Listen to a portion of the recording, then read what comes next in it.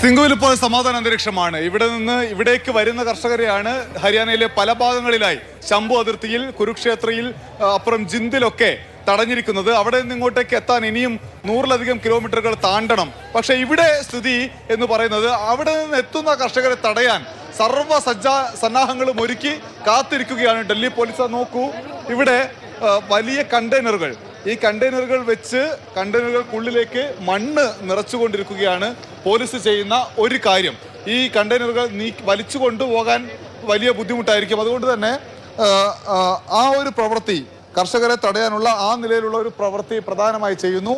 ഇത് ഒന്നാമത്തേത്. രണ്ടാമത്തെ കാര്യം, ഈ വലിയ തോതിൽ പോലീസ് സന്നാഹമുണ്ട്.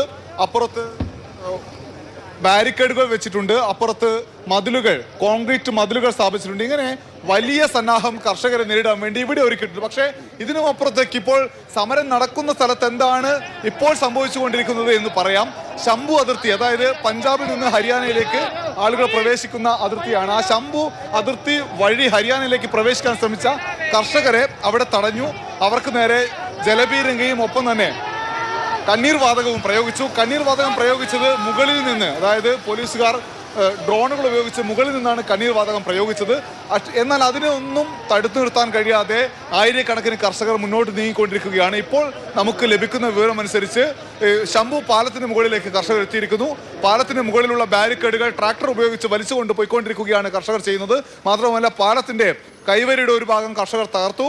ബാരിക്കേഡുകൾ പാലത്തിന് മുകളിൽ നിന്ന്, അതായത് ഇരുമ്പ് ബാരിക്കേഡുകൾ പാലത്തിന് മുകളിൽ നിന്ന് താഴെ വയലിലേക്ക് വലിച്ചെറിയുന്ന ദൃശ്യങ്ങളും അവിടെ നിന്ന് പുറത്തു വന്നിട്ടുണ്ട്.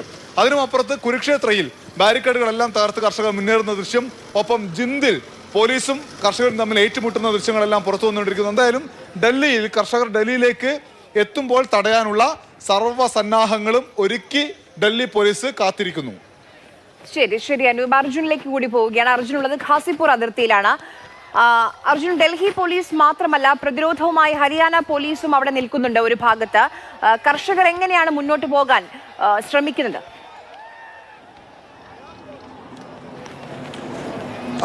ആര്യ, ഈ പോലീസ് ഏത് തരത്തിലൊക്കെ പ്രതിരോധ നടപടികൾ കൈക്കൊള്ളാൻ വേണ്ടി പരിശീലനം എടുത്തിട്ടുണ്ടോ, അതേ രീതിയിൽ സമാനമായി 10-ലും അതിലധികം തന്നെ എങ്ങനെയൊക്കെ ഈ തടസ്സങ്ങൾ ഭേദിക്കാമെന്നുള്ള പരിശീലനം തന്നെ ഈ കർഷകരും, അതായത് ഈ സംയുക്ത കിസാൻ മോർച്ച നോൺ പൊളിറ്റിക്കലിൽ പങ്കെടുക്കുന്ന ഇപ്പോൾ 10,000-ഓളം കർഷകരാണ് നിലവിൽ ശംഭു അതിർത്തിയിലുള്ളത്. പിന്നീട് ഹരിയാനയിലെ കർഷകർ കൂടി ചേരും. അപ്പോൾ ഇവരെല്ലാം തന്നെ അത്രത്തോളം പരിശീലനം എടുത്തിട്ടുണ്ട്. അതിൻ്റെ ബാക്കി പത്രമായിട്ട് വേണം നമുക്ക് ഈ ട്രാക്ടർ കൊണ്ട് ഇവർ ഈ ബാരിക്കേഡുകളെല്ലാം തന്നെ വലിച്ചു മാറ്റുമ്പോഴും അതെല്ലാം തന്നെ തള്ളിക്കളയുമ്പോഴും ആ വലിയ കൂറ്റൻ മീറ്ററുകളോളം തന്നെ പൊക്കമുള്ള മതിലുകൾ ചാടിക്കടക്കുമ്പോഴും അതിൽ നിന്ന് അത് തന്നെ വേണം മനസ്സിലാക്കാനായിട്ട്. ഈ ഖാസിപ്പൂർ അതിർത്തിയിലും ഉത്തർപ്രദേശ് പോലീസ് കൂടെ ഇവിടെ സുരക്ഷയ്ക്കായിട്ടുണ്ട്. പോലീസിൻ്റെയും അർദ്ധ സൈനിക വിഭാഗത്തിൻ്റെയും ഒപ്പം തന്നെ അവർ കൂടി ഉണ്ടെന്ന് പറയാനായിട്ട് സാധിക്കും. ഈ 2021-ൽ കർഷക സമരം നടന്ന സമയത്ത് വളരെയധികം വൈകാരികമായിട്ടുള്ള നിമിഷങ്ങൾക്ക് സാക്ഷ്യം വഹിച്ച ഒരു പ്രദേശമാണിത്. പ്രത്യേകിച്ചും രാകേഷ് ടിക്കായത്ത് ഉൾപ്പെടെ വന്ന് ചില നിർണായകമായിട്ടുള്ള കാര്യങ്ങളിലേക്ക് ഈ കർഷക സമരം പോയത്. കർഷക സമരം രണ്ടാമത്തെ വേർഷൻ എത്തുകയാണെങ്കിൽ നിലവിൽ ഖാസിപ്പൂർ അതിർത്തി കുറച്ചധികം ശാന്തമാണ്. സിംഗു അതിർത്തി പോലെയല്ല. ഇവിടെ ഗതാഗതം കുറച്ചുകൂടി സുഗമമാണ്. കാരണം നിലവിൽ ഈ ശംഭു അതിർത്തിയിൽ നിന്നും 190 കിലോമീറ്റർ സഞ്ചരിച്ച് വേണം സിംഗു അതിർത്തിയിലേക്ക് പഞ്ചാബിൽ നിന്നുള്ള കർഷകർക്ക് എത്താൻ.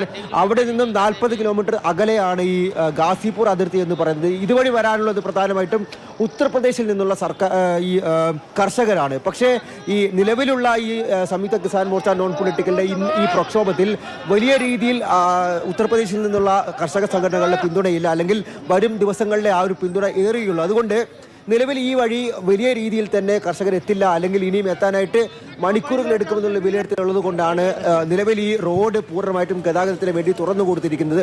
രാവിലെ ഇവിടെ മുഴുവൻ ബാരിക്കേഡുകൾ വെച്ച് അടച്ചിരിക്കുകയായിരുന്നു. എന്നാൽ ഇപ്പോൾ വാഹനങ്ങൾക്ക് അങ്ങോട്ടും ഇങ്ങോട്ടും പോകാൻ വേണ്ടിയിട്ടുള്ള സൗകര്യം പോലീസ് ഏർപ്പാടാക്കി കൊടുത്തിട്ടുണ്ട്. അതിനോടൊപ്പം തന്നെ വലിയ ലോറികളിൽ ഇപ്പോൾ ചാക്ക് കണക്കിന് പൂഴിമണൽ റോഡിൽ ഇടാനായിട്ട്, റോഡിന് കുറുകെ ഒരു പക്ഷേ ഈ കർഷകർ അതിർത്തികളെല്ലാം തന്നെ ഭേദിച്ച് ഇവിടേക്ക് എത്തുകയാണെങ്കിൽ റോഡിന് കുറുകെ ഇടാനായിട്ട് പ്രധാനമായിട്ടും ഇപ്പോൾ കൊണ്ടുവന്നുകൊണ്ടിരിക്കുന്ന പൂഴിമണലാണ്. നേരത്തെ തന്നെ ഇവിടെ എത്തിച്ച ബാരിക്കേഡുകളും അതുപോലെ തന്നെ മെറ്റലുകളും മണലും കമ്പിയും എല്ലാം ഇവിടെ കിടക്കുന്നുണ്ട്. നേരത്തെ പറഞ്ഞ കാര്യങ്ങൾ തന്നെയാണ്. പക്ഷേ 5 അതിലധികം മാർഗങ്ങൾ ഉപയോഗിച്ചുകൊണ്ടാണ് ഇവിടെ കർഷകരെ തടയാൻ വേണ്ടിയിട്ടുള്ള ഒരു നടപടിയിലേക്ക് പോലീസ് കടന്നിരിക്കുന്നത്. അതിൽ ഒന്നാമത്തേത് നേരത്തെ ദൃശ്യങ്ങളിൽ കണ്ടിട്ടുള്ള ആ കോൺക്രീറ്റ് കൊണ്ട് നിർമ്മിച്ചെടുത്ത വലിയ മതിലുകളാണ്. അതിന് പിന്നാലെ പോലീസിന്റെ ബാരിക്കേഡുകളുണ്ട്, മുള്ള് വേലികളുണ്ട്, മുള്ള് വലിഞ്ഞു മുറുകി കെട്ടിയിരിക്കുന്ന വേലികളുണ്ട്, റോഡിൽ തന്നെ പാകാനായിട്ട് തയ്യാറാക്കി എടുത്തിരിക്കുന്ന ആണികൾ, പ്രത്യേകിച്ചും ട്രാക്ടറുകൾ കയറി ട്രാക്ടറുകൾ പഞ്ചറാക്കി എടുക്കാൻ വേണ്ടി ഉപയോഗിച്ചിരിക്കുന്ന ആണികളുണ്ട്. അതിനോടൊപ്പം തന്നെ കണ്ടെയ്നറുകൾ, ടോറസ് ലോറികൾ, അതെല്ലാം അകത്ത് ഈ നേരത്തെ പറഞ്ഞ മണ്ണും പൂഴിമണലും മെറ്റലും എല്ലാം നിറച്ചിട്ടുണ്ട് ഈ കനം വർദ്ധിപ്പിക്കാനായിട്ട്. ഇതെല്ലാം റോഡിന് കുറുകെ ഏത് സമയം വേണമെങ്കിലും ഇടാം കർഷകർ ഈ പ്രദേശത്തേക്ക് എത്തുകയാണെങ്കിൽ.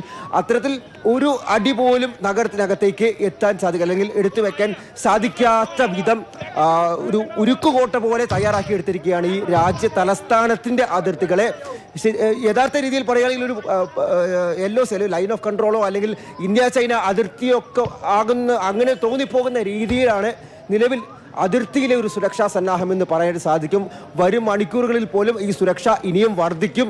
കൂടുതൽ പോലീസ് സന്നാഹത്തെ ഈ പ്രദേശത്തേക്ക് എത്തും. പ്രത്യേകിച്ചും ഇപ്പോൾ സംഘർഷം ഉണ്ടായിരിക്കുന്നു ശംഭുവിൽ. ആ സംഘർഷം അവസാനിക്കുന്നില്ല. വീണ്ടും കണ്ണീർ വാതകവും അതുപോലെ തന്നെ ജലപീരങ്കയും ഉപയോഗിക്കുന്ന ഒരു സാഹചര്യത്തിൽ വലിയ രീതിയിലുള്ള സുരക്ഷ ഇനിയും ഉണ്ടാകുമെന്നുള്ള ഒരു കാര്യം തന്നെയാണ് ഉത്തർപ്രദേശ് പോലീസും ഹരിയാന പോലീസും അതുപോലെ തന്നെ ഡൽഹി പോലീസും കൂടെയുള്ള അർദ്ധസൈനിക വിഭാഗവും പറഞ്ഞുകൊണ്ടിരിക്കുന്നത്. അപ്പോഴും ചർച്ചകൾ ഇന്നും തുടരുമെന്നുള്ള കാര്യം കൂടി അറിയിക്കുന്നുണ്ട്. ഈ സംയുക്ത കിസാൻ മോർച്ച പ്രതിനിധികൾ ഡൽഹിയിൽ ഇപ്പോൾ തുടരുന്നുണ്ട്. ഇന്ന് സമയം വ്യക്തമാക്കിയിട്ടില്ലെങ്കിൽ പോലും കേന്ദ്ര സർക്കാരുമായിട്ടുള്ള 3ാം ഘട്ട ചർച്ച ഉണ്ടാകുമെന്നുള്ള കാര്യം തന്നെയാണ് അറിയിച്ചിട്ടുള്ളത്.